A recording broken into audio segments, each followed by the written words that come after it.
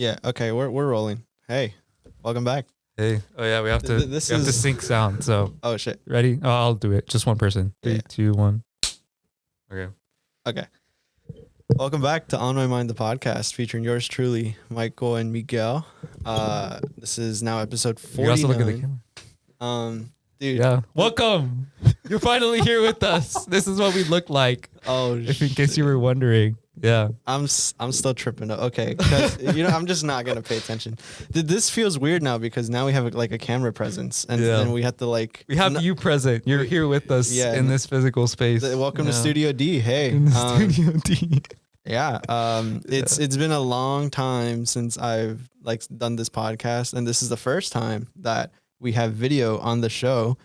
So this is gonna be pretty exciting. I feel this is something I want to do moving forward for sure. Mm-hmm. Here, actually, I'm gonna change it. I don't like the way it looks.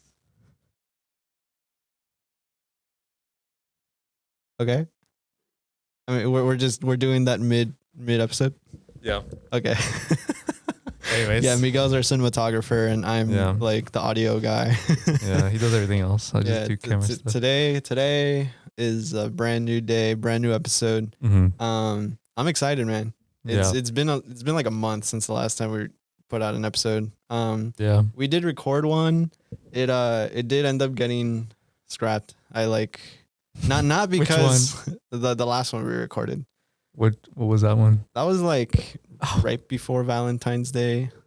I forgot what we even said in that. I forgot what we said in that podcast. I think that even happened, to be honest, because I don't remember. Oh, I think it was at the beginning of Feb. I have no idea. I just remember we did the one where I was shit talking Famu. Yeah, that one we recorded in January, and that one was published in January. We recorded another one in February. What was it about? I don't remember. Do you have the file at least? Yeah, I do. Okay. It's actually just sitting in my laptop, but I didn't do anything with it. No. Yeah. So then, all right. We're 2 minutes in. Yeah. Why? We don't really have a direction. So let's talk about camera. You know what? This could be a camera episode because we have the camera recording. Yeah. Can we talk about my camera right here, and I have another one right here too. Okay. Well, I guess can we set the picture of how the hell we got here? So to start off, I think we should begin with we had dinner together. The frisbee team here at Bowdoin is choosing their future captains. So we locked that in tonight. Yeah. And we can't say who, obviously, just because I don't know when they're gonna announce that. And what are the chances that they announce it by tomorrow? I don't know. Just for being whatever. Yeah. Point is, we locked in our captains. I'm very excited for next year. And yeah, so then we come to the library, and I guess at the dinner table, this guy didn't book the room. I point over to Miguel. I'm like, hey, I show him my phone, and it has the red, and as in the room has been booked, or the studio, and then I'm all I forgot to SMH my head. Yeah, I was responsible for doing that. I've always been responsible for doing that. I just whoopsies. But it's okay because we kind of camped out here. The room was supposed to be booked from 8 till 10. It's 8:45 right now, and we've had no one come to complain, be like, hey, we booked the room or anything. Yeah. So then I don't know. We come here, we sit down, and we're kind of man, do we want to just book the room? And I was all fuck it, and we're here. And then I was just randomly dropped it yo, it'd be cool if we did a video episode. I mean, we've been talking about it for a while, but this is the one time that we're oh, we should probably do it. Yeah, no, if you thought this was planned, it's quite the opposite. No, this is this was a decision made 30 minutes ago. Yeah. So then one of the other studios has a green screen, and it it's kind of the interview studio. And I used it for a project last semester where I created a video talking about AI and writing. And I used the green screen behind me, and I was using this camera that you guys are watching to record that. And it was a cool time learning how to use video, and it was one of the first times editing an actual video, right? Where you have like multiple shots. I mean, granted, all in the same room and stuff, and it's just like one presentation, but editing a podcast video is probably going to be a little different. Because really, I just have to make sure that we look good. And not necessarily like have to make a ton of edits or stuff like that. Yeah. Do you see how bouncy this thing I'm telling is? you, like someone like unscrewed some of the bolts here and they just stole them. Listen, one of my main complaints with the studio is that they like do not take care of it. Yeah. I mean, all of this stuff is new. Like you see all like the foam pads and stuff. I mean, They didn't have that. it is a bit of a mess, let's be real. And I don't think we contributed much to that. No, actually, no, a lot of it's also our stuff. Yeah. But yeah. So anyways, so then very last minute, I'm like, yo, let's do a video episode. And then we borrow the camera from the other studio. We bring it here. And then Miguel's like trying to figure out, cause he's never used one of these before. So he's all like, you know, what the fuck? Like, how do I, Yeah. I don't know. We like try to change like the frame rate. And I don't know. Like that's all. It's just you have to like navigate through it because like it's not obvious where you have to go. But like once you like search up a YouTube video and you're like, like yeah, the power of the internet. yeah, no, I love the internet because of Yeah. that. So then once Miguel got that configured, he pretty much set up the camera. So now this is kind of what you see. And then we jumped straight into it. We didn't really have a plan going into this. Yeah, pretty on a whim.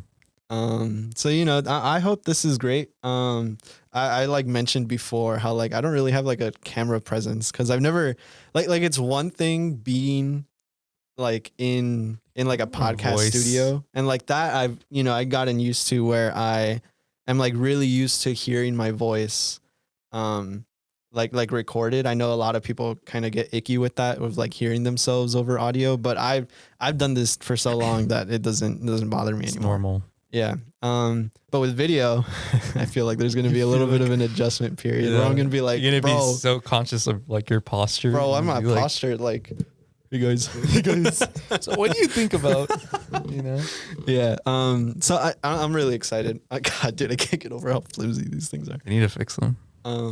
Anyways, today's episode Yeah. is our very first video episode. I didn't put out like our weekly W's or anything, but we could start there. Weekly W's. I don't know if I have any, bro. This week was kind of atrocious, to be honest. I guess I premiered my film, but that was pretty much it. Yeah. Hey, I mean, yeah. So we talked about this a little bit in the last episode. Miguel went abroad to Prague, where he pretty much spent like a semester going through the whole film production process. And yesterday, Miguel got to do a screening of his work to like, you know, there's a good amount of people there. Yeah, we could put it in the link too. I mean, the link in the description. Oh, dude. So okay, I'll have to make a note of it. Yeah, so now you guys can watch it too. You guys can watch my film. And you can. Yeah, it was a cool 8-minute film. The ending was I think it's very open to interpretation. Those are the best types of endings, in my opinion. Exactly. So Miguel wrote and directed that, right? Wrote and co-directed. Wrote and co-directed. Yeah, I mean, I feel like I'm talking for you. I don't know. Like, do you want to like? Yeah, just I was say, waiting for you to like, you know, be quiet and be like. So actually, I'll just drink my water. Yeah, drink your water. Yeah, I wrote and co-directed this short film. And basically, yeah, yesterday we had it premiere here at Bowdoin, through a screening, an open screening. And it was pretty good. I think it was a good turn. What's it called? Turnout. Turnout when people show up. A good turnout. The Q&A was pretty nice. And we had cake. So. Oh, dude, the cake. Listen, I'm not a fan of cake. I don't know if you knew this about me. Oh, I didn't know this. I'm like, you don't like cake? I don't like you don't cake. even like tres leches? Bro, cake? I don't know. I can't. Really? You I don't can't do like it? No, I'm sorry. I may be Mexican, No. but I don't know. It's I just growing up, I never really enjoyed eating cake. And the thing is like that's what everyone has at birthday parties. And What do you have for your birthday party then? Great. I mean, Pizza. we'll do like cupcakes. You know, which isn't that much different. For But my cake, yeah. But I don't know. I think for me, like I can't really. I guess you could just say that I'm picky. I don't know. Like I like just I don't fuck with cake. You don't fuck with cake. Take that out of context. It's crazy. Yeah, but then yesterday I was all like, fuck it. It's Miguel's celebration. I'll have a slice. Yeah. And I like asked for a big slice. And then I was like, because now I'm committed. I gotta like, if I'm gonna eat cake, I'm gonna eat it. So then it was like red velvet with, I'm not sure what like filling it was. But whatever it was, like a cream frosting. I don't know. Whatever it was, that shit was so good. I was like, oh fuck. Yeah, it was really good. Okay, what do you have for your birthday then? Like, dude, what did you have for your birthdays as a child? Like, they would, because usually they would just give me cake. Yeah, well, I mean, I think I would have cake. Like, just not eat it. I just wouldn't have any myself. Would they still like plant your face in it? Did they do that? Yeah, it's like tradition. I think they stopped doing that once I was like a teenager, but yeah. That shit's like atrocious, bro. Dude, it's I've seen so many videos on Instagram that are just like, like fucking, oh, now they'll be able to say like, or no, fuck. Now they'll be able to see all the like everything that we do. Yeah. I'm very, let's start over. I'm very emotional. That's not really a word. I move a lot when I talk. You use your hands a lot. I do use my hands a lot. It's I don't know. So now you'll be able to see all of that, and I'm really excited. We didn't really think about this. This setup is not great for guests. Yeah. You talk about like without the video? No, with the video. Like having a video setup where we can like, cause we're only using 2 microphones right now. We have a third one right here. I guess we could have a third one, but like they'd kind of be in the back. Like I said, the way the studio is kind of weird, but we'll probably be able to figure it out. If anything, we could probably put the camera here and then have 3 of us. I might be like out of the shot. I don't know. Well, that's something we'll have to figure out. That's a tomorrow problem. Yeah. What was it talking? Oh, cake. Yeah, no, I mean, like it was just like, I don't know. Like growing up, I just, maybe I like had too much of it and then I just got sick of it. Like I really can't tell you why I don't like cake. I just like, it's something that I kind of just stay away from now as like an adult. Stay away from cake. Right. And then the past 3 years, I've had my birthday like not at home or anything. Yeah, because I've been here at school. So then like February. It has been a while since we've celebrated my birthday. Or at least like in like a traditional like birthday party. With the cake. With the cake. That you don't like. That's crazy. Yeah. Or like, let's say for your ideal birthday party, what would you want like as a substitute for cake? That's a great question. See, it's because like it's hard to substitute cake because it's fucking cake. Like what do you replace it with? Like maybe ice cream. Yeah, or maybe you could do like an ice cream cake. Like that's not really cake. I guess, yeah. Or like brownies, maybe. Like you could do like something shareable. Lame, something it's kind of lame. I don't know. I think ice cream is actually pretty cool for like a birthday. Like having an ice cream cake, or like just no, like ice cream tubs, and then you just serve people ice cream. Like a sundae bar. Yeah, a sundae bar. I guess you would. That could be fun. Yeah. Let us know in the comments. What do you guys? Let us know what you can get. Well, what is your ideal replacement for a birthday cake? Yeah, like birthday cakes didn't exist. Yeah, let's say a birthday cake was like not only it's illegal. Yeah, fuck it. This is an illegal thing, not allowed anymore. Fuck them kids. Like, yeah. Well, what is your replacement? Let us know. I'm thinking the video would probably get us more engagement, if anything. Yeah, because now you have something to look at. Yeah, we can now like have a what's it called? Our audience stats is going to be younger now because all the kids are just going to see like a video and they're just going to be like, you know. I wonder that this also has potential to make like short form content. Like now I'd be able to clip video content. If I drop my water bottle, oh shit, or like something like wacky happens. Like a fucking, like someone interrupts us. Yeah. All that. Dude, it's got to be one of the most awkward things to happen when like it's like, oh, we have our guest now. Like, you want to sit down? You want to sit down? That'd be funny as fuck. Yeah. Anyways, so that's, I guess, your weekly W. Yeah, what is yours? I think for me, I'm trying to think. I had my first iOS development class. So I got into this thing called CodePath, which is like, it's essentially like a program that does like educational courses for like computer science and like related topics. So, and like all of these classes are online, they're free. You do have to like apply to it, but it's not rigorous or anything. 'Cause I didn't really have to do like anything more than just a basic application.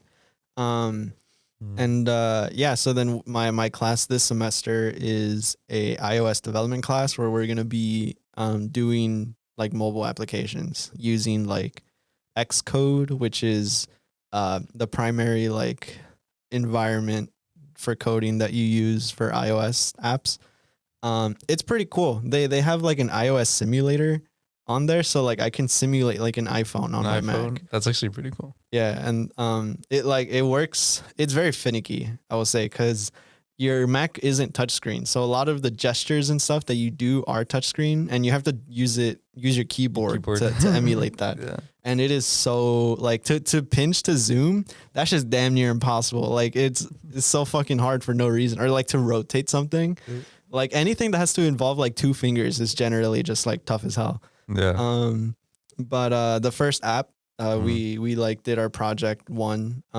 It's due on Monday for me, and I mean I already finished it, but it's a Wordle app. So then everyone's favorite online daily game. Yeah, when you're not paying attention in class. Hey man, I pay attention in class. Yeah. See, now I could do shit like that. It's so fun.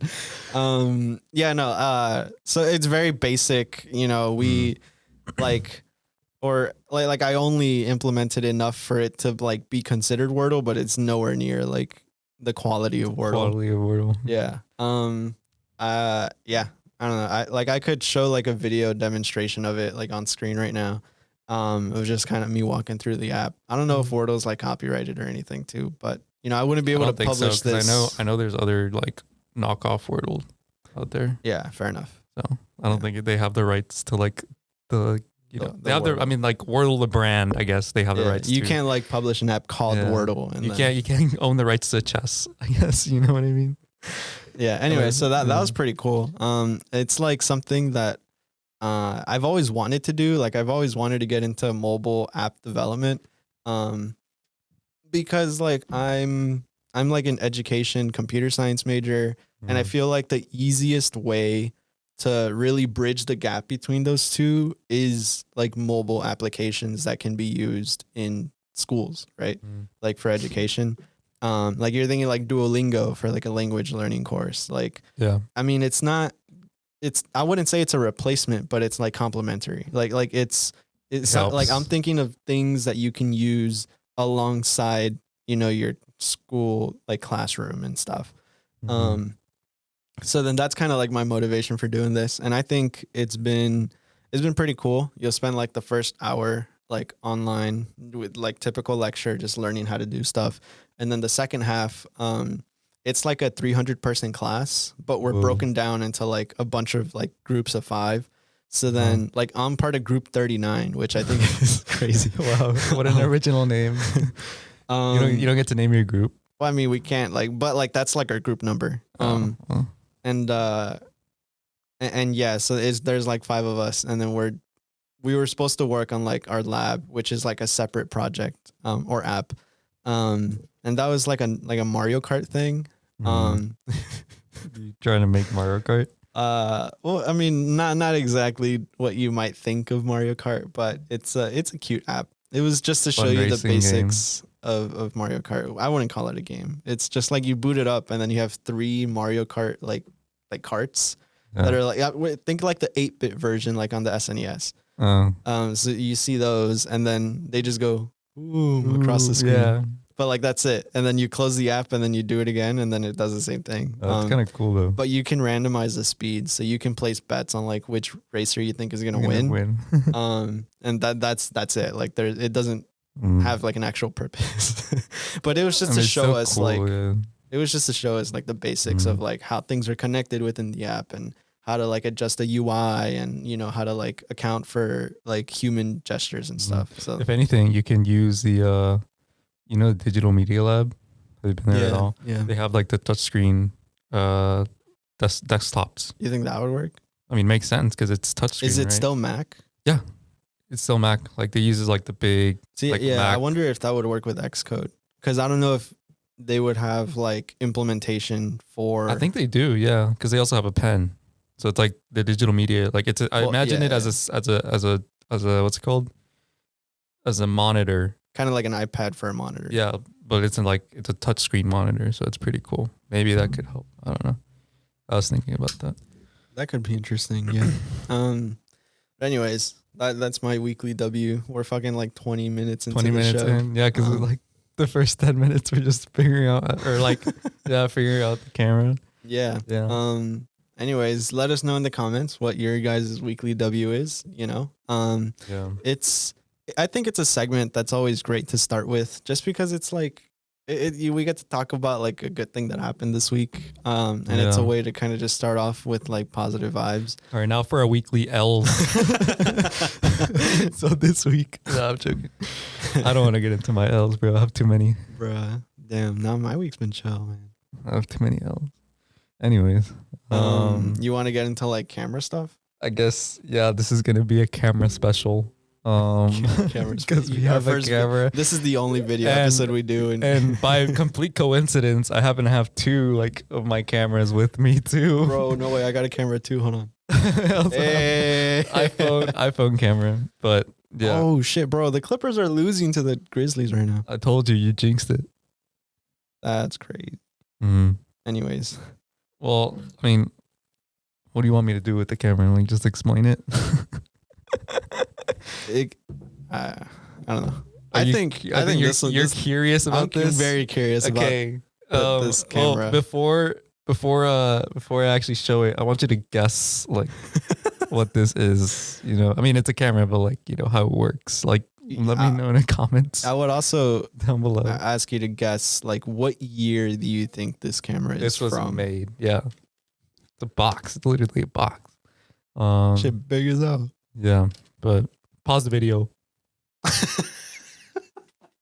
All right, let's get to the camera. So this is actually a large format camera. I think it's a Graflex. It has a name right here, Graflex, if you can see it. It's a pretty old camera actually. I don't even know when it was made. You can probably Google it. Just search up Graflex large format. Did I say large or medium? I meant to say large. But yeah, search up Graflex large format. And it should look like this, if anything. But yeah, this is a large format camera, and I'm using this for my darkroom techniques class, which is a photography class. Damn, I have to be careful. And it's pretty cool. This is my first time like using it actually. Actually, no, not my first time using it, but it's my first time shooting film with it because you originally used this to shoot paper negatives, which essentially is when you kind of substitute film for the silver gelatin prints.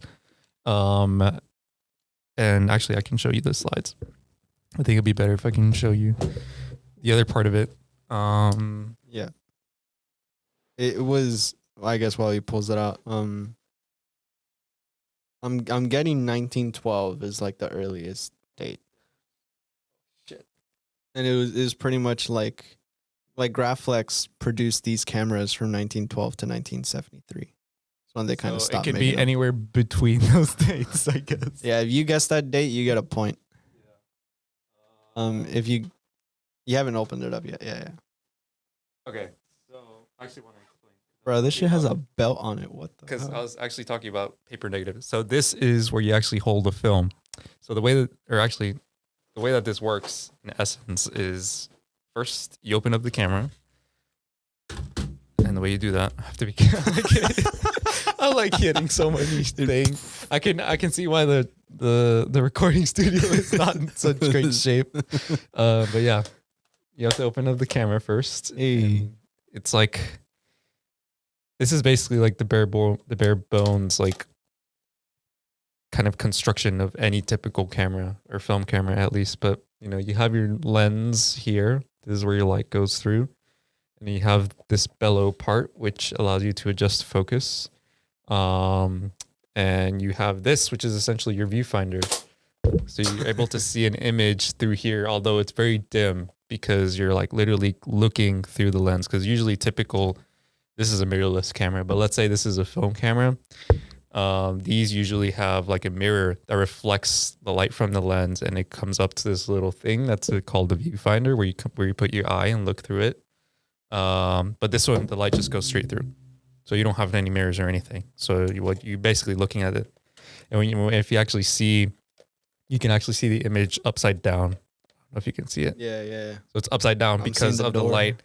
The way that the light goes through the lens, it basically inverts it because it's a cone. You know what I mean? Yeah. So that's why you see it upside down. I don't know if show the audience what that looks like. I can't. I'm not even able to reach. But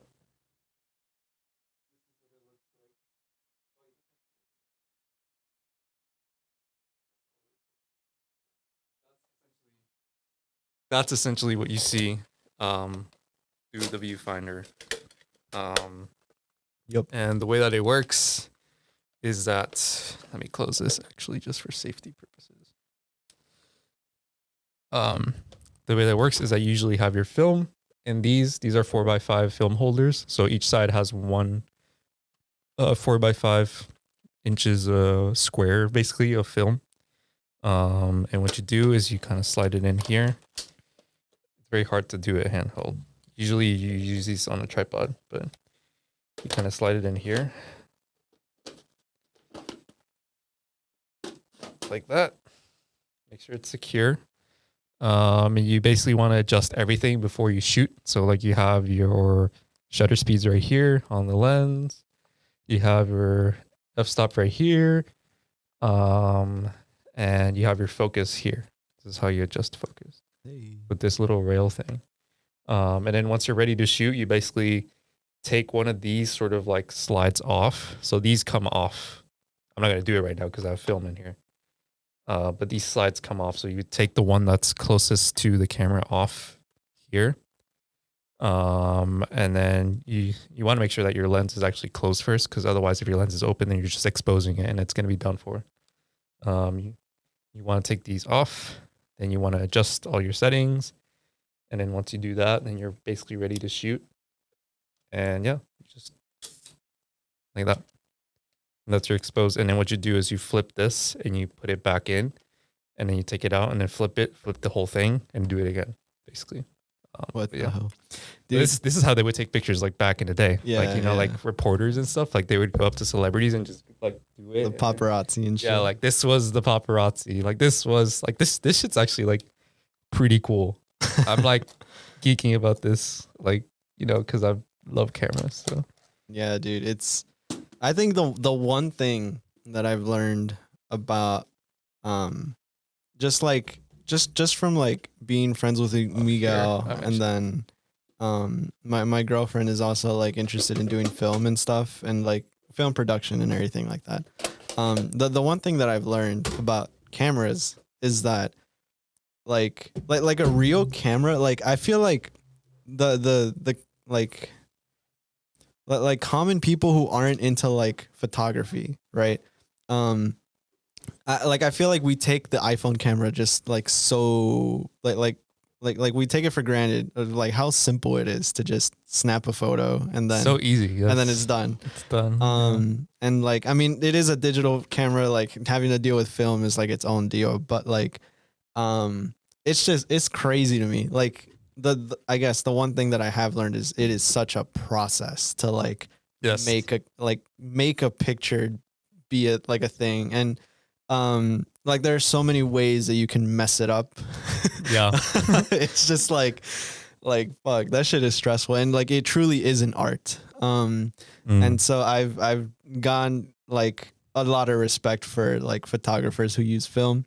And then like now that, you know, I like take a photo with my camera on my iPhone, it's just, you know, thinking about like, how easy it is and how simple it is. And you just snap and then boom. Yeah. I mean, same thing with digital stuff. I mean, even digital is kind of like has its own nuances because you just have to, I mean, you obviously have like the auto function, like where you can just be like, oh, let the camera do all the work. Just take the picture, you know? Yeah. But there's also like the manual mode, which is basically you control everything. Yeah. Which is like basically the mode you would want to do as a like, you know, I guess dedicated photographer, if anything.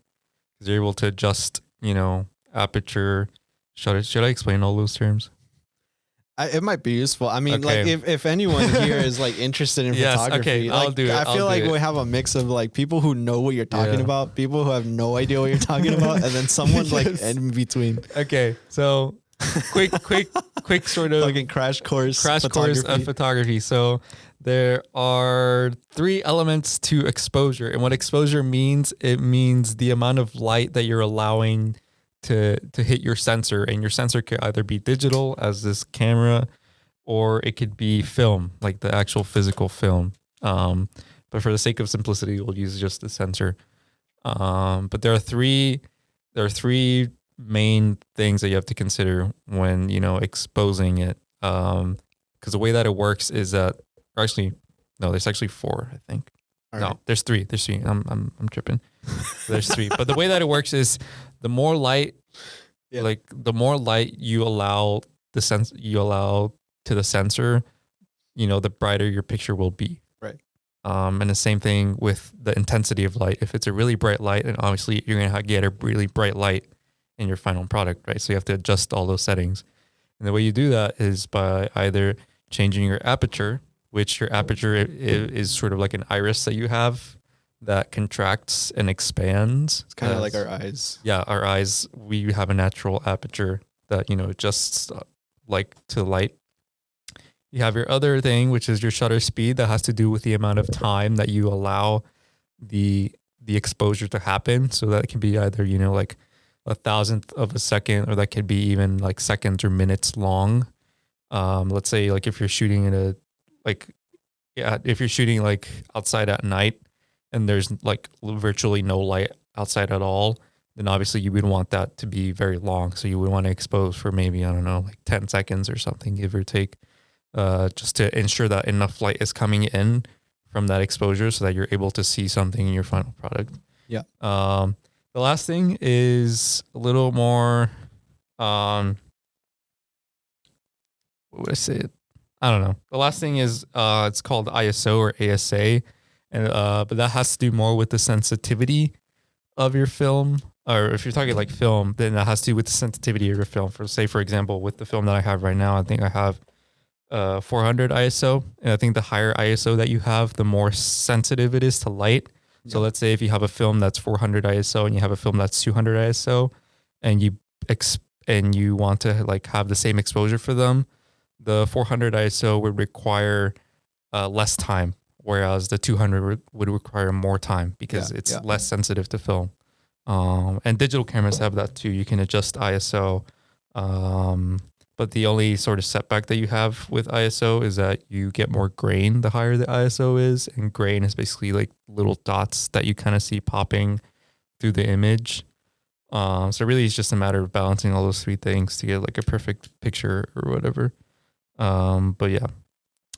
Where was I going again? Oh yes, digital cameras.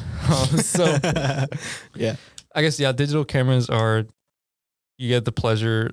You know, the fact that they're digital makes life so much easier.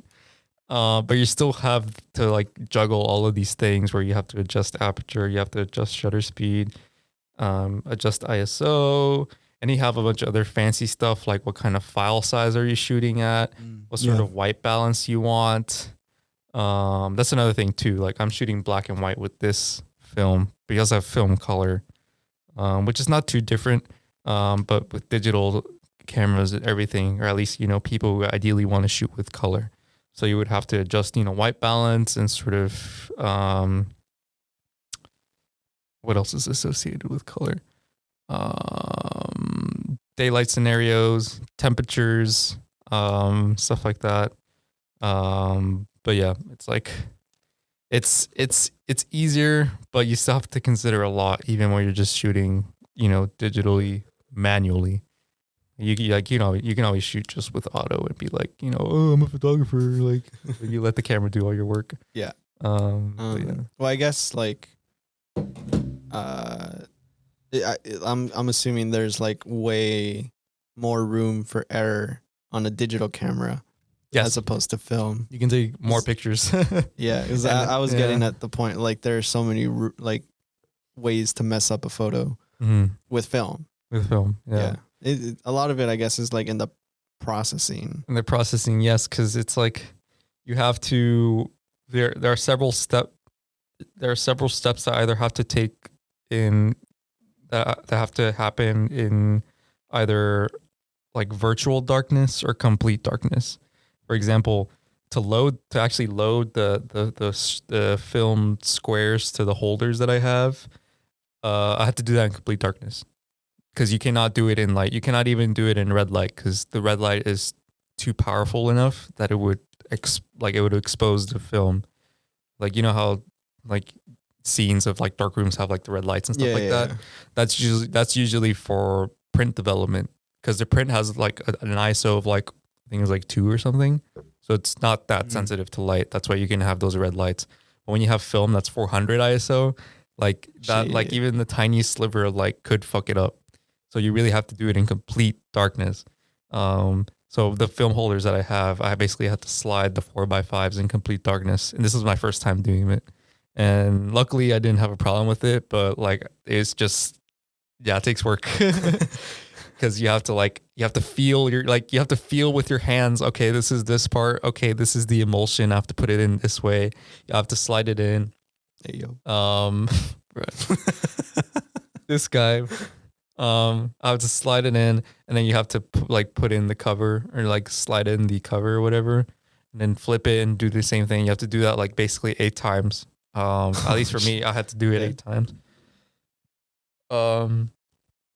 But yeah, and also when the 4x5s are done shooting, so let's say I've exposed all of them with the camera, then I have to develop them in complete darkness again. So like I turn off the lights, I have to take them out from these holders, and then actually before that I have to set up the chemicals in the trays. Yeah. Because I won't be able to do that. But I do that, and then I turn off the lights, and then I use the film holders, or get the film holders, and then take out the film. And then I would be like, okay, this is where I put my what's my first step? Dectol, I think. Or first I would wash it with water just to like get rid of any like dust that might be in it.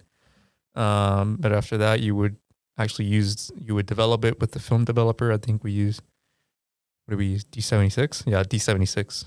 Yes. D76, and you just like, so I kind of submerge it on it, and you just keep agitating it. So just like kind of like what you do is you're usually developing several at a time. So you would have like a stack of them. You put them in the solution, and you would just like flip them over each other so that it's like constant agitation. Because if you just leave them there, then they're not going to the mixture won't allow it to develop properly throughout. So you might like get some weird development. But you do that. And after that, you put it on a stop bath, it's kind of just like a solution to get rid of all the excess developer. And after that, you put it in the fixer, which you do the exact same thing for a different amount of time, obviously. And then only after you finish with the fixer step, then you can turn on the lights, because the fixer, obviously, like the name implies that it like fixes the individual like atoms in place. I think they're atoms. I don't know the way that it works, but like they fix the picture in place so that it's not affected by light anymore. Mm-hmm. So only after that you can turn on the lights, and then you can look at them actually.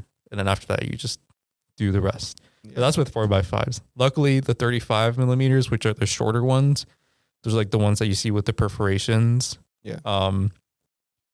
Like those are easier because all you have to do is just load them in these little cans in complete darkness.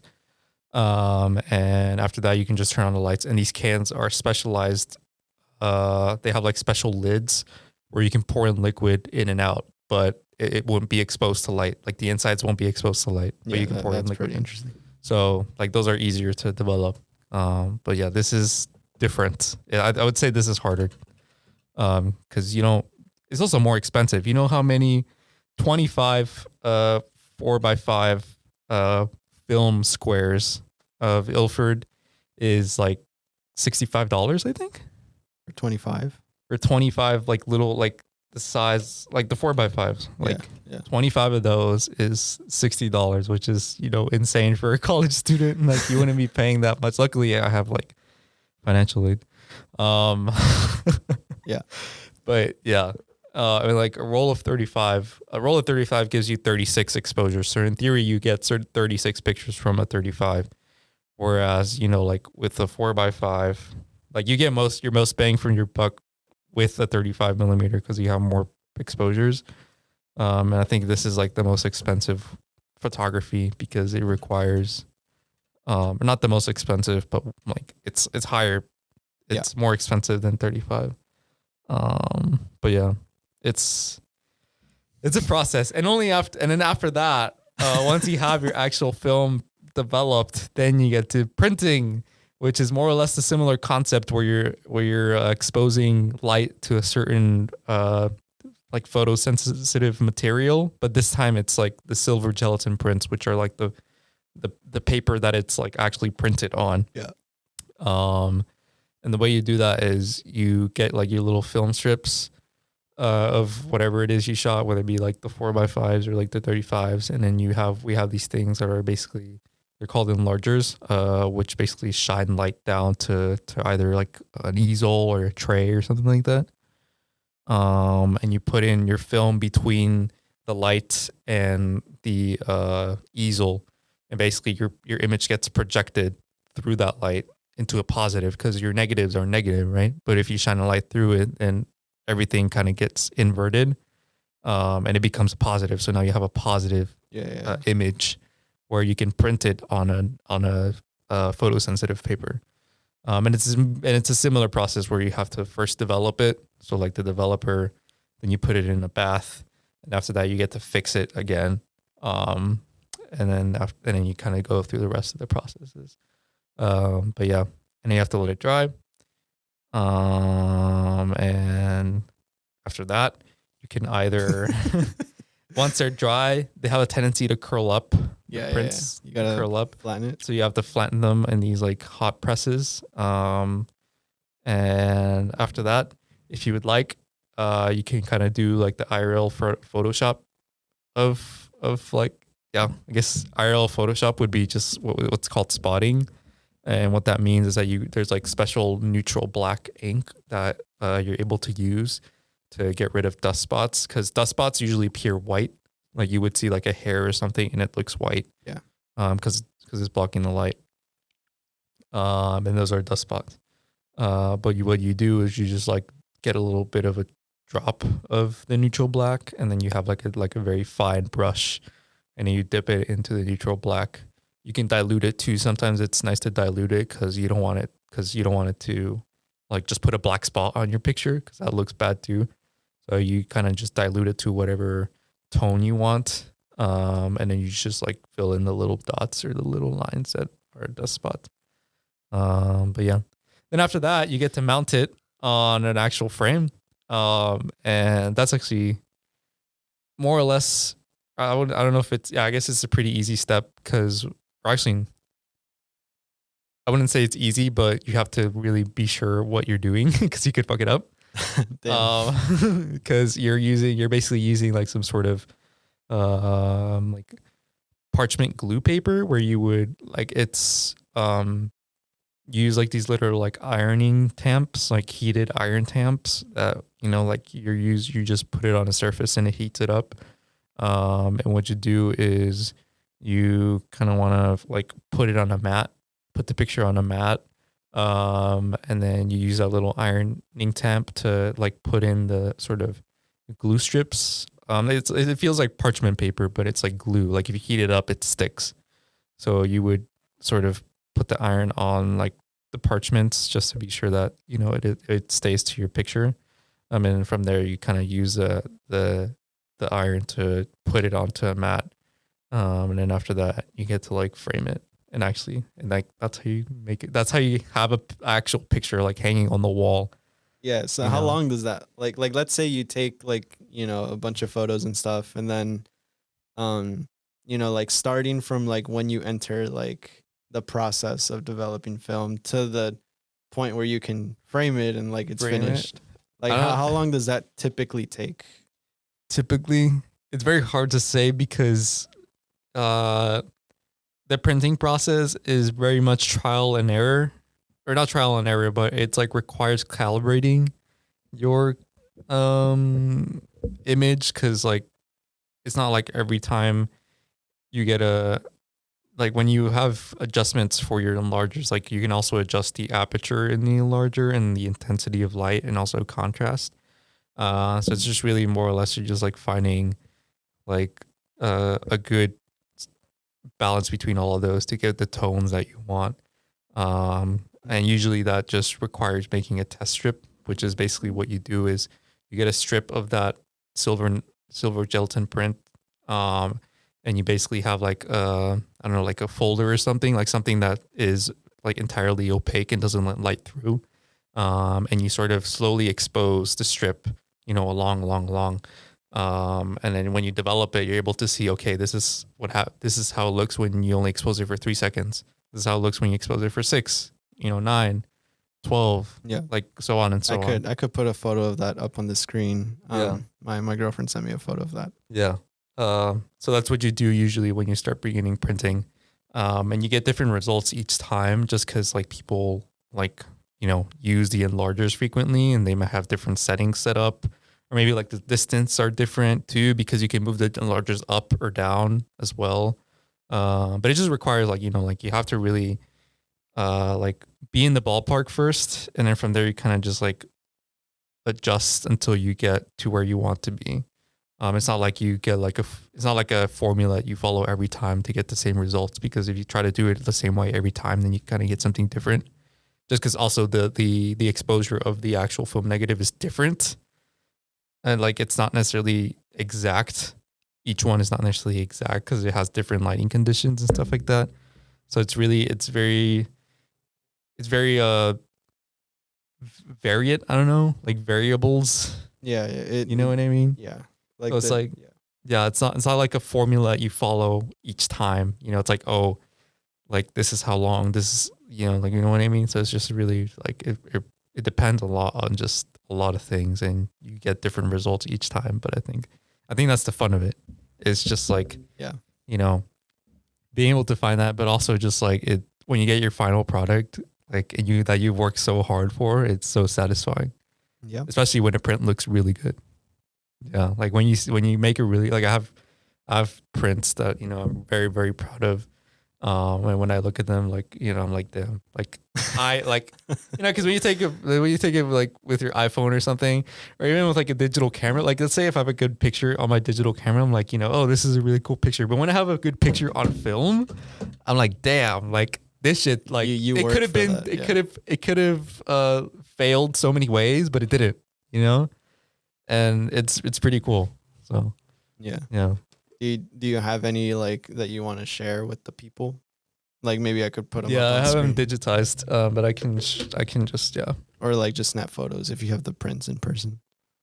I don't have the prints with me right now. Shit. All right. Well, I mean, that's fine. Yeah. All right. So then I guess a question that I also wanted to ask, because if you're still here, hi. Yeah, I hope I didn't bore you. Fucking people are like, or they just fucking started watching Mr. Beast. Boo. No, but like if you're like still like fully interested, I guess, like how much does it take to like get into this? Like in terms of photography, like I guess film is its own animal, but like like just talk to me about that, bro. Yeah, just like photography in general, like. I feel like a big obstacle that's going to be in the way for a lot of people is going to be like buying their camera and like the lens, because I know all of that shit is like expensive. Yeah. But like say that wasn't an issue, and like, you know, there's someone who is on the fence of like buying a camera, and like they have the money for it, they've been saving up or whatever, and they're like, all right, I want to get into this. Mhm. Um like how like what would you say is like how easy is it to get into it, or like Mhm. I guess maybe some common struggles you might face Mhm. at the as like an amateur. Well, it depends because a lot of people don't have access to dark rooms. So what they do is that they buy the film, they buy the film camera, they shoot it, and then they send it somewhere else to get it developed and Yeah. digitized, which is totally different from what I'm used to doing. So because they have their own processes of developing and digitizing and all that.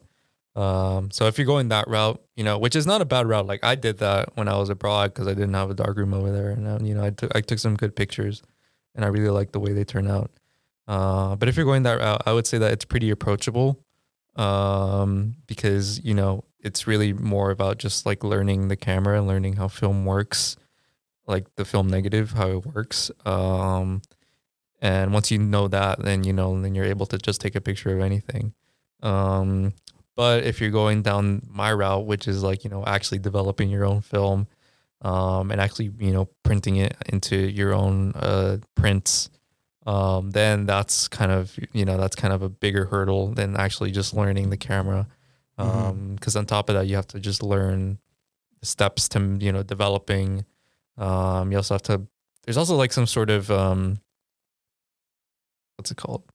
Like intuition, I think. Because I remember when I first started learning, like I was actually like so stressed like my first day like in photography one, because I'm like, this is so much shit. Like, how am I supposed to keep track of all of this? Like, you know, it's like so. I felt a little overwhelming, to be honest. But I think with practice, like that's when I started getting my groove. And now, you know, like with intuition, like let's say like if my print was underexposed, if I was making a print and it was underexposed, then I'd be like, oh yeah, I just need to change. You know, I just need to maybe up the contrast by 5 or up the contrast by 2, and then open the aperture once, and then make the timer 1 second longer, you know? Like that's just like, that's more or less a guess, right? But like from the experiences that I had in the darkroom, like that's like kind of my calculation of what I get. And then, you know, I do that and then I come out again and then I'm like, okay, I'm closer now. So you know what I mean? So it's like kind of, you have that intuition of like what to do based on what you've been getting. And I think that you learn a lot of that just by practicing. So I think that just practice is the biggest thing. Um, but yeah, but it can get expensive.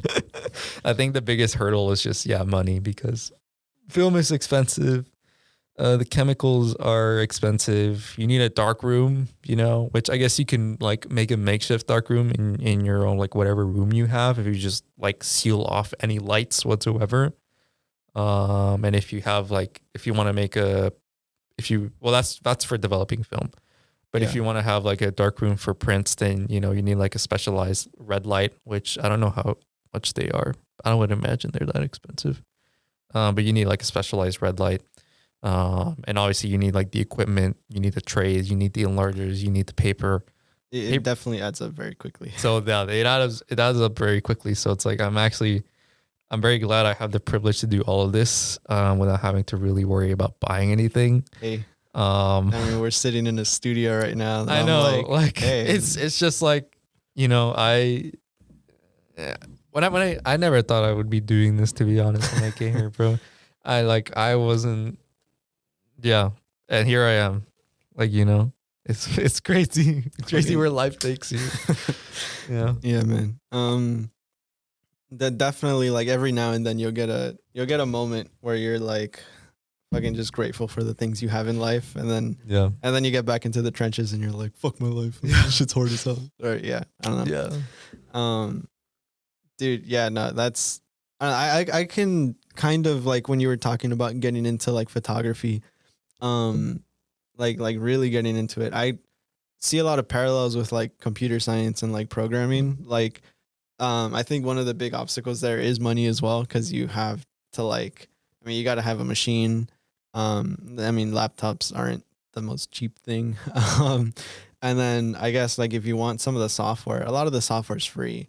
Um, like you can get just like VS Code, and that's like, I mean, that's like pretty much all you need in order to get programming. But it definitely is like, instead of learning how to like use and manipulate the camera settings and all that, I guess the parallel with like programming would just be like learning the language and knowing how to like use like the data structures and algorithms to get to solutions and stuff.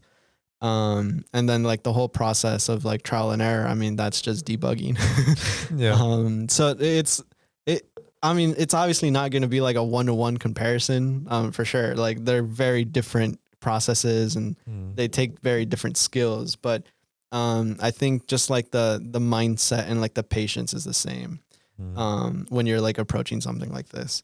So then I don't know, maybe it's just something like whenever you want to get into like anything, like like a new hobby or something like that. I guess time, money, and like effort is really all it takes. Yeah.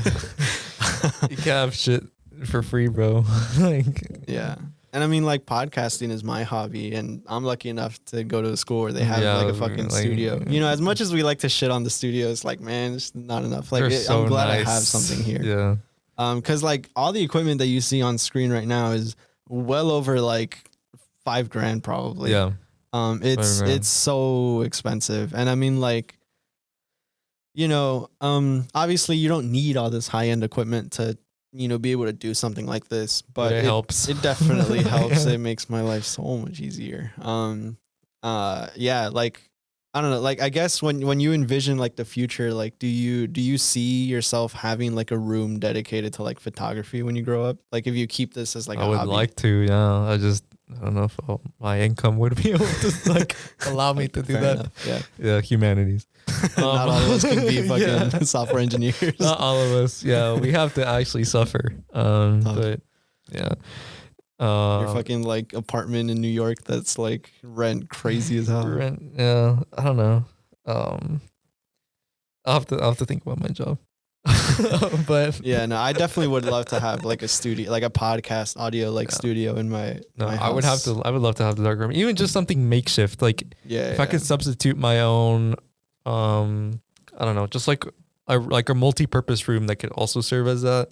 You know what I mean? Like the only thing I really need is like for a room at least is to make sure that it can be in complete darkness. Yeah. Like once I have that, then I can just buy the chemicals or whatever. It's fine.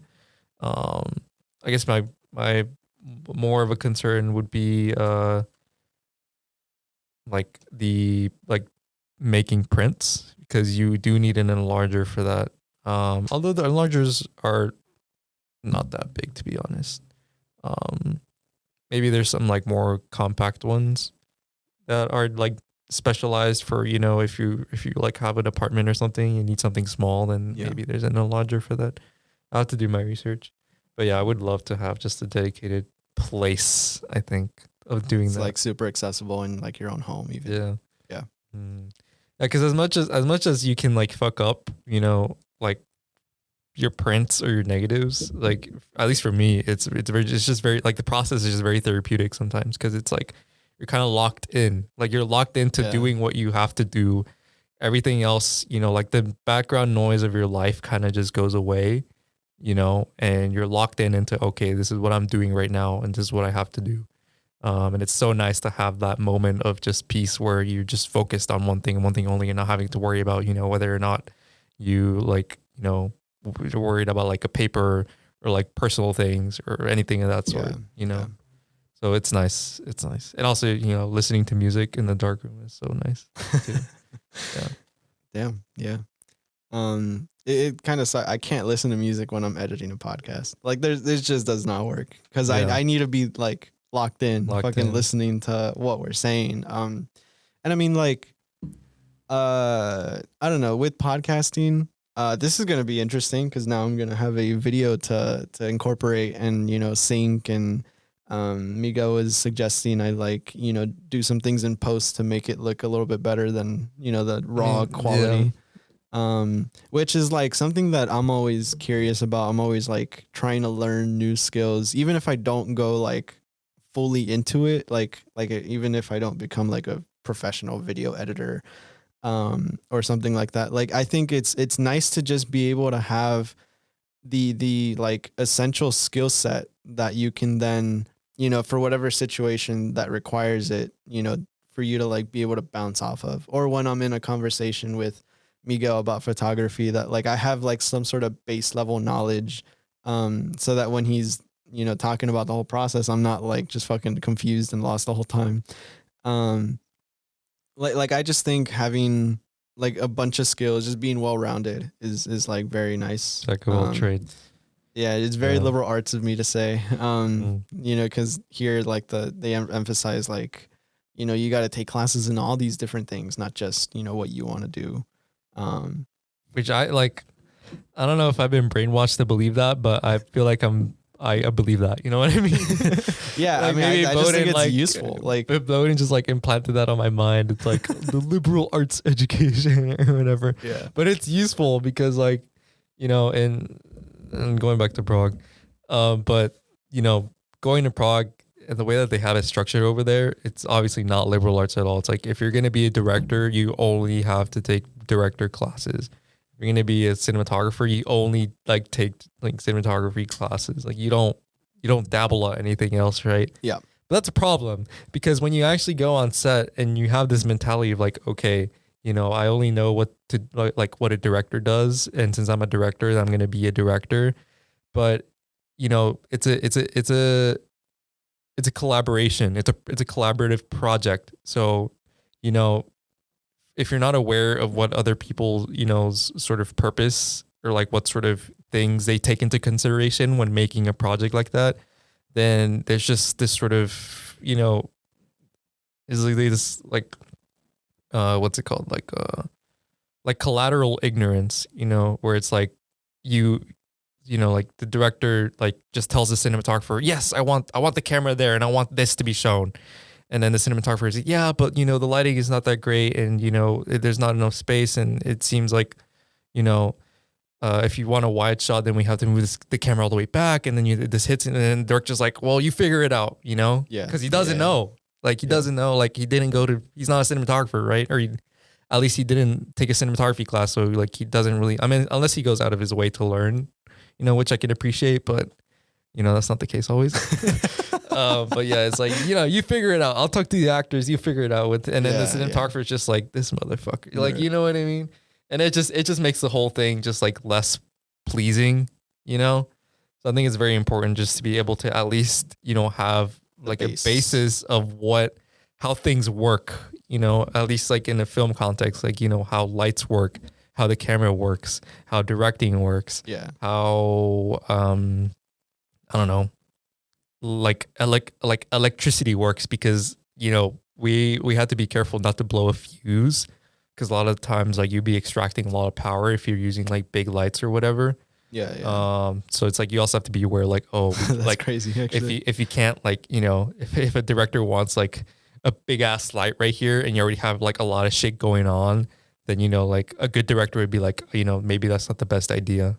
But a shitty director would be like, I want that, regardless. Like, I want a light right there. And then he blows a fuse and everyone's like, what happened? Oh my God. And it's like, it just goes into chaos. So Yeah. I think it's important. It is important to just have like that sort of open mind of learning even just the basis of other things. So that way, when you actually have a job or like when you're actually working on something, you're able to, it just makes it a lot easier. It makes people's lives easier. It makes your life easier. You get to learn, which is also a good thing. But yeah. Yeah. I mean, for sure. I feel like if this is going to be an ad about liberal arts education, like, Go up to Bowden. I think, well, I mean, not even Bowden, but like just any liberal arts, like in general, but come to Bowden. Yeah, come to Bowden, and then then you'll see us if you come here next year. Yeah, you get to meet the crew. On my mind, I'll do an autograph if that's. Yeah, I'll do. I'll take a selfie with you guys. Yeah, I'll take a selfie with you. That's so funny, dude. Imagine if we had like fans like that though. That, oh my I'm not ready for that.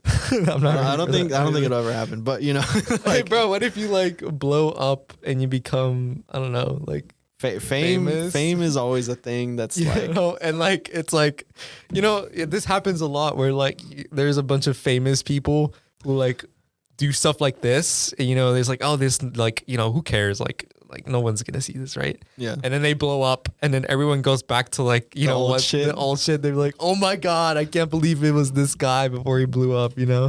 It's And like, it's cool. It's all fun and games until like fucking people go back 10 years and they're like, oh, this doesn't meet with today's standards anymore. Yeah. And then you're just fucking destroyed. yeah, we have to be clean. Yeah. All right, Clippers are winning at the end of the third quarter. I've been keeping track of the score. This is the first episode. This is very refreshing for me. It's one of the first episodes that we haven't talked about like sports. Anyways, on to the sports side. No, I'm kidding. Like I said, I was, this is an ad for liberal arts education. I think you were kind of hinting at this a lot. Just like it really builds like people to have like people skills, not just like technical skills. As in like you get to really emphasize like discussions, you have smaller class sizes. It really is more about like the way you think, the way you interact with people. And like that, like collaboration is like a big like key for like a liberal arts education. And also just like being curious and like always wanting to learn and stuff. And I'm not saying that if you don't take a liberal arts education that like you will not be able to have these skills, but I just think when you place it at the center of like what you are doing for 4 years, like it really, like the benefits are just explosive in that sense.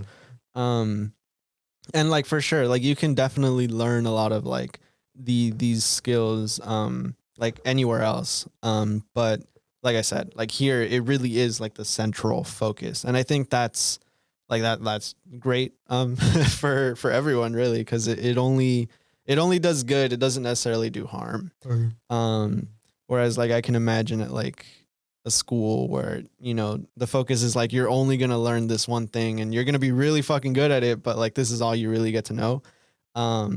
That's I know. like I know. there's pros and cons for sure. I know a school like that. Anyways, yeah, man. So it's been about an hour. And how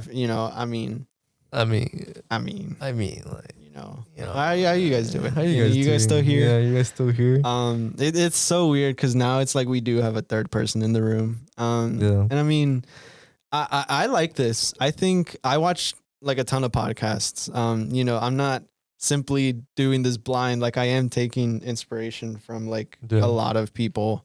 And a lot of the things that I do, like the way I go about like structuring things is like very much based on like the content I consume. And so it's just like you'll see a lot of flavors of different podcasts in the things that I do on this show. And I mean, video podcasts, it's a long time coming. Like audio only shows are virtually non-existent among like the top 100 podcasts. Like, there's no way. There's no way in today's society where like, no, I'm kidding. You get into like the whole fucking like iPad kid. Brain rot, complete brain rot. Yeah, like this is like radio shows are just going down, and like it's all about having like video podcasts on YouTube nowadays. Which on that note, listen to WBOR's Furnace Room, streaming Friday 6 to 7.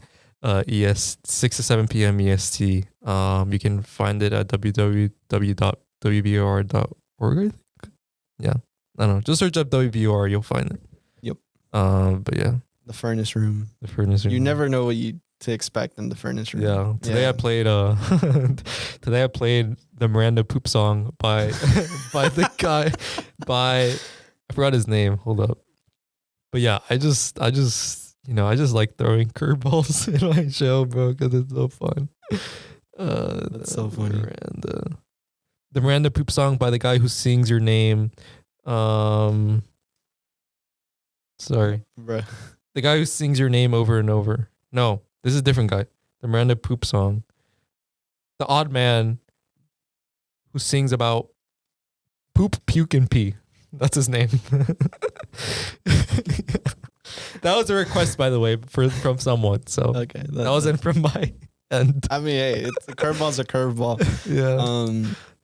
Yeah, and I'm not really doing anything interesting outside of the podcast, so just follow this show, and you know, we have the Instagram. I am planning on doing more things with the Instagram. I'll be honest, the biggest thing for me is just time. It's in order to run like a show the way I like envision what I want out of this is like, I guess I just have to keep myself in check too, like be realistic about what I can do. But I like will have an idea and it'll be like really cool, but then I'll quickly realize that it's like, oh, this actually takes time and effort to do. And like, you know, like as much as I would love to be like, you know, getting people to do the stuff that like I like want to do and like, you know, have like a editor or like have like a social media person. Like I also do find a ton of like pleasure in doing all this shit on my own as much as like it is like, you know, it's like a ton of work. Yeah. It's like making prints. It's like making prints, yeah. You know, instead of fucking just shipping it off to someone, having them do it for you, you know, you get to enjoy the process. Yeah. Right. And with that note, thank you so much for listening to On My Mind, the podcast. We hope you enjoy the episode. That's actually the end? What? Okay. I thought that was a pretty smooth transition. I don't know. Well, what do you think? Do you have anything else on your mind? Pun intended. Just no thoughts. Okay, we can end it then, I guess. Yeah. Thank you so much for listening. I hope we continued recording. You know, that you'll see an episode come out next week. I'm not even sure this episode's gonna come out on time. No, man. I mean, yeah, because you have to edit the video. Let's be real. I think recording. You know, when the recording ends at fucking 10 p.m., like it's kind of hard to get it all completely done by 3 p.m. the next day. Call it a structural issue. Just because it's like, why are we recording this late? But at the end of the day, like this is just like when we're free together. This is like Friday nights and Saturday nights are when I'm free. Every other day and every other time I'm basically busy. Oh, I think we talked about that on the last show that didn't go up. How like you have no weekend or like no sense of a weekend. Is I have no sense. I have no sense of a weekend. Like I have sense of just like Friday and Saturday night, but everything else is like packed because I have my cafe shift on Saturday, and then on Fridays I have like meetings and stuff, and then I have my show, and then Sundays I have my shift from my darkroom shifts from 6 to 10. Yeah. And then the week is just the week. It's just so damn busy. So it's like, I don't even have time. Yeah. So, you know, it's tragic. It's lucky if we put out like an episode a week, you know, and it's a lot of work. You know, just considering like I'm taking basically 5 classes. I'm working 4 jobs. I'm like fucking 4 jobs. You're okay. Writer, so writing assistant, TA, learning assistant for LA. I'm also a tutor, like a math tutor for Upward Bound. That I started this semester. Know that. I'll be honest, Upward Bound, if you're listening, I'm so sorry. I should not have taken this job. But like I can't exactly like quit. You know what I mean? You can't quit? Why not? Well, I mean, maybe I can. I feel like I have an obligation now. Anyway, and then the last thing is I'm a peer mentor for first years. Oh yeah, I forgot about that. So it's like, it's a lot of little things where like each shift is at most like 2 hours. But when you have a lot of little shit, it like does add up very quickly. Add up, and then shit overlaps, and then you're like, fuck. Yeah. So that's the worst part when it overlaps. No, the worst part is when it overlaps and you don't even realize. I have everything laid out on my calendar. Like, I have my calendar too, but today earlier. Like if you check this shit out, bro. Like this you use Notion calendar too? Hey, I think, dude, if I can get sponsored by Notion, that'd be dope. I know. It is a product I genuinely use, and it is something that keeps track of my everyday, you know, events and responsibilities. And I use Notion just to like keep track of pretty much everything in my life. Yeah, me pretty too. cool. I do that too. Like I keep track of just like, And it's free. Like there's it's free too. Yeah. Shout out to Notion. That's the shout out of this Shout out episode. of this Because they episode. make that shit free without ads too. Without Without ads. ads. Like props to them. You Like, can also make websites and you can publish them yeah. using Notion's domain, but like I created my portfolio for like jobs and shit. Like I have like my podcast, I have like computer science projects and like shit. Like I've taught like a class and stuff. So I have like my slides on there. I didn't even know you could do that. Yeah. And then you make a website and then you can publish it and it's like live online. So anyone can see it. You know, I need to research how to do that because I have my portfolio, but it's on Adobe. And unfortunately, we don't have Adobe when we graduate. It's for free. So I have to figure that shit out, actually. Part of it, you can also like export it as HTML. So then like it is like a website. Like it is and then I'm like something that I've realized is that I'm honestly not that big into like software engineering. Like don't get me wrong, like it's like I can do it and it's definitely like a fun process for me. But I've recently gotten into like iOS development, which I guess is less software. I mean, software engineering is such like an umbrella term for so many things. But like I've kind of learned that like I really love doing web development and like mobile app development. And I mean, maybe I'm in the honeymoon phase of like making iOS apps, but you need to go to like your first internship, like, like, it just sucks. Time to break up. Yeah. Nah, man, it's like, I guess I'm kind of just learning more about computer science in general. I'm definitely exploring, like, you know, you have the websites, you have like the mobile apps, you have all the back end stuff, you know, and then like, I want to get into like the UI design and like, how can we make that like easy for people to use and like simple and also like accessible for, you know, like people with disabilities and stuff. Like there's so many things that people like, or there's like, I guess pick your favorite app on your phone. And I guarantee you that there's like so many like decisions that had to be made and like everything has a purpose. And like, at least for all of like the well-made apps, like YouTube, I think is a phenomenal app. The way everything is laid out is just like, damn. Yeah. And like, I don't know, like I have a lot of respect for things like that. You think about like, I don't know, like Instagram. Yeah, I don't know about that one, bro. Instagram's a little iffy. Spotify has an amazing app. Yeah. I mean, fucking like Notion calendar. I mean, it's also not bad as I prefer the desktop version, but it's also not bad as a like mobile app. Yeah. Some of your banking apps, like I was talking about with Miguel earlier, that I really enjoy the wallet app from Apple. $19.12 on your savings account. All right, we gotta call me out checking account. Yeah, guys, I only have $19 to my name. That's so funny. Please donate in the link below. We need a sponsorship immediately, bro. Sponsorship. Hey, listen, I have 1977 now. Hey, it went up. I need to get a new credit card. I need to put that on my Notion. Get a new credit card. Get a new credit card. Yeah, I don't know. Like just a lot of the apps. They all use so many different things. Like, I mean, things like video calling apps like FaceTime or Instagram or like WhatsApp or like, I don't know. Like there's also just like a ton of things with there too. Like the Maps app is all like geography based, and there's so many algorithms that go into like the Google. I feel like Google Maps is better than Apple Maps. I don't know if you agree with that. I just haven't used Google Maps in so long. That it's like, so nice. I haven't. It's so nice because it's like, are we gonna end the episode a while ago? Welcome to the after show. Welcome to the after hours. On my mind, after hours. On my mind, like trailing thoughts. Trailing thoughts. Yeah.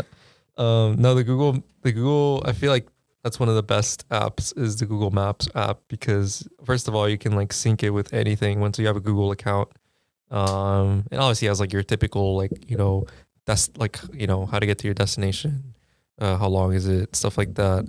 But it also has like a bunch of like random stuff that's so useful. It's like, you know, like reviews, rush times of, you know, like restaurants and stuff like that. if you're taking public transportation, you can like also like people input in feedback, like whether or not it's full or empty. And, you know, like they could also put in like accessibility, if there's like wheelchair accessibility, Yeah. stuff like that. It also tells you if you're, I was using it a lot in products. It's like, if my tram was late, it would be like, oh, your tram is running 2 minutes late. So then be like, okay, maybe so I a should lot of take it something is- else. You know what I mean? Yeah, So it's like, it just has so many of those little things. And obviously it's like, most of it is dictated by like data input from other people using it. that's And it makes sense because, you know, like you have your Android like phones, which also like, I guess by default they have Google Maps. I don't know. You know what I mean? So, yeah. So it's like Google Maps has more, and there are more users, I guess, in that sense. That is true. You know, a lot of people like in America will claim like iPhone superiority, and like I'm gonna keep it real with y'all. Android's better. Like, let's be real. Yeah. Like I mean, I grew up with like Android phones. I didn't get my first iPhone until like my first year of college. And I mean, like, I think what the iPhone provides, like, I'm not talking about the iPhone. I'm talking about the software, like the iOS, like what you do on the phone. Because I mean, like the iPhone, the only thing it really has going for it is like, you know, yeah, it has like a really nice display. And the video camera especially is like amazing. Nice. Yeah.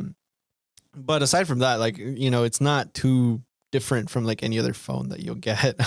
Yeah. And I don't know, like, just thinking about like the software, like I really enjoyed, well, I guess to be fair, it has been like 3 years since I had an iPhone, or since like I had an Android.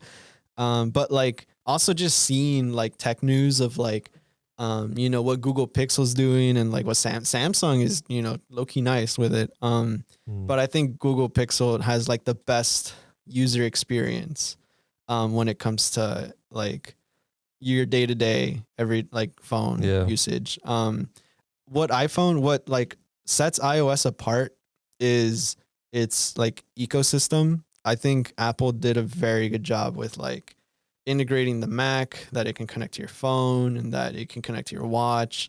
Your AirPods are like, you know, easily transferable between devices, you know, like, but you won't really see any of those benefits unless you had all of those items. So then like you have to buy everything. Like you can't just have an iPhone and then have like a Windows. You know what I mean? Yeah. Like you would have to. It is like, it is very, it works very well when you're in the ecosystem, and like that, like I can't lie, is pretty fucking amazing. And then like the iMessage is great, and a lot of the things that make it great are now being implemented like pretty much across the board. So now Apple is just like fucking fighting to like make itself out from like the competition.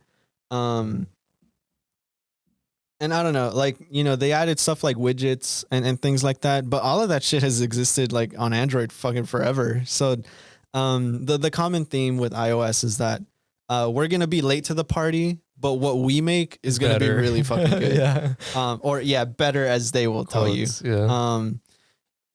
You know, which I guess is, I think, fair to say, but I don't know, like I have a lot of respect for like just software development and like everything that goes in to making something like this, that I mean, kind of like what you're talking about with photography, like it's just so rewarding with the final product. And I think there's definitely a ton of flaws and stuff.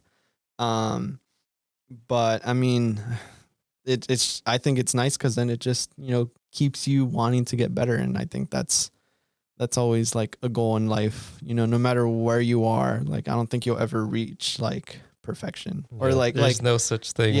I mean, because then like you might as well die when you do, because it's like, what else are you gonna do with your life? You know what I mean?